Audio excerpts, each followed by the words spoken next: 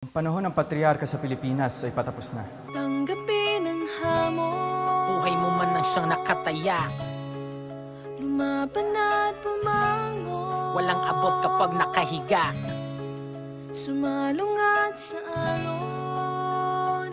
Kahit panulat lang. Mga letra sa papel na isinulat, aking mga saloobin na binubuhat, habang lumulusong sa kumunoy at maiahon ng bayan na darang sa apoy. Aking ina, kumusta ka na? Sa'ki wag kang mag-alala. Kahit ako'y nawalay sa'yo, ang nais ko ay malaman mo na. Salamat dahil ikaw ang kauna-unahang kong guro sa napakaraming bagay na inyong itinuro sa akin at sa lahat ng aking mga kapatid. Kahit madilim ang gabi ay kandila sa silid, tagadala ng liwanag pag ako'y nagbabasa. Ang nais ko lamang ay masagip ang iyong mga mata. Nalaman kong ang karunungan ay di dapat duwag ng mapatunayan. Kung minsan ang katarungan ay bulag, kahit gaano kalupit ang sa iba'y ating sinapit. Pag may galit at pagkit sa pagmamahal ka kumapit, yan ang sabi mo sa akin. Ang isip ay pinukas, di kailangan gumamit ng dahas upang makaalpas.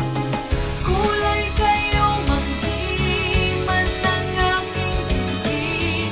Hindi magkukupi, paglalaban ang lahi.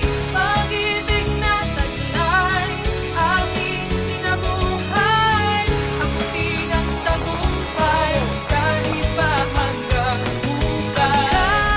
Kalayaan mo at kalayaan ko ang kayamanan nitong bayan ko. Kalayaan mo at kalayaan ko ang kayamanan nitong bayan ko. Tanggapin ang hamon. Buhay mo man nang siyang nakataya. Lumaban at pumangon. Walang abot kapag nakahiga. Sumalungat